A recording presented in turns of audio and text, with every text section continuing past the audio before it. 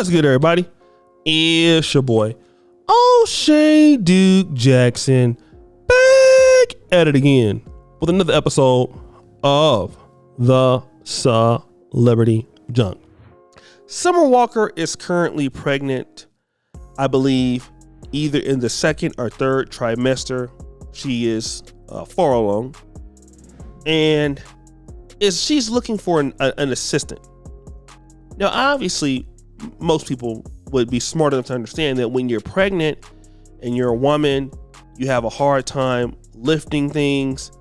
You have a hard time moving around. So it's quite obvious that she's looking for somebody that will be able to remove some things for her, help her take out the trash, help her do things. And typically, these are jobs that women typically wouldn't like to do. Okay. And now she's offering $2,000 per month. Okay. Now here's what she's requesting though. Okay. She wants somebody who's at least 25 years old, know how to build stuff, and be preferably white or gay. Now this is very interesting. All right. Because I want to talk about something that we don't want to talk about, but we're going to talk about it right now. Summer Walker has a big problem with black men. Although her baby daddies are all black, she can't keep any functional relationship with black men, at least the ones that she chooses. And a lot of times we as black men think that this kind of, rationality is about us, but more it is about the entire group in which we have to be a part of that group. All right. Summer Walker in this particular job application don't want to deal with black people at all. That don't mean that she don't like having sex with them. That don't mean that she don't like them, listen to her music. But when it comes to the business proposition of it all, Summer Walker don't have no respect or don't have no trust for black people. And of course, people are upset with this. And she's going back and forth. I don't have to explain my business to you, but she's not alone in this. Many of y'all feel the same way. And to be quite honest, I used to feel the same way. I mean, I can go back to 15 years ago, and I can't wait to move away from these N-words and go and live in a white community. Man, I ended up living in one of the most whitest places in the world when I went to medical school in Poland, and now in the blackest part of the world in Africa. And you know what? I have never been more happy. And let me tell you something, although we do have problems in the black world, the reason why we don't have what we have is because we try to isolate each other. Okay? Now, I'm going to play something for y'all just because I want to educate today. The brain drain. And what happens when we take our black dollars out of the black community? I'm going to play that right now and come back. When blacks become successful, at times they take their business elsewhere. Do you think this has a causative effect on why black entrepreneurship isn't? It's got a terrible effect. The item, if you look at it like you do in an economics class, and you say, okay, here's a target population, what are the things affecting their low income and so low availability? One of them is that the black population is not like other racial groups.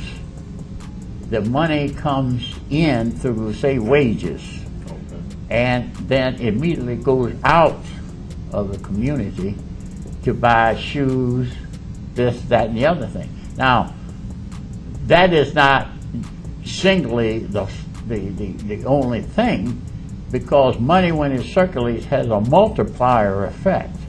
The ratio of the direct money to the total economics is 1.67.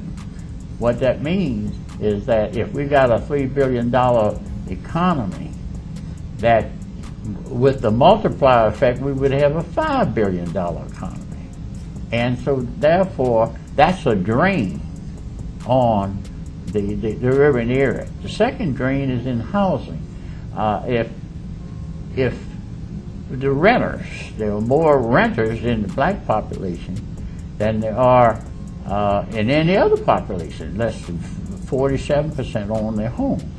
You say, well, that's interesting.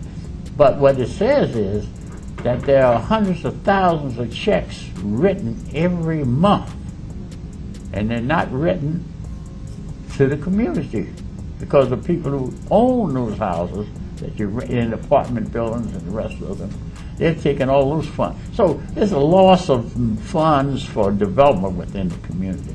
The third thing, they drain our talent. Those who are able to escape the ghetto get a good education and immediately go to work for Boeing, IBM, Dell, whoever. That drains talent and brain power from that same market. So if you look at it as a market, we've got a lot of challenges. And so therefore the small business person's got a lot of challenges, because he's dealing with people that don't have the money and who won't conserve the money. So, you know, the black consumer therefore gets less for their money, because they should have double duty dollars as the other communities have. That is, you not only get the shoes that you need, but you also bolster your community. We get the shoes, but not the community. So that was Raymond Haysbert, one of the greatest CEOs in Baltimore ever, talking about what happens when we do not spend our money within the black community. Look at the effects that it happens. Okay? And see, this situation, because it could have been a black person that was gay. It could have been a black woman. But as long as you're not black, period, that's the issue. And to be quite frank, do you know who are the people that follow her, that have helped her get to where she's at? Who her demographic is, who she appeals to? You guessed it, black women. That's who supports Summer Walker.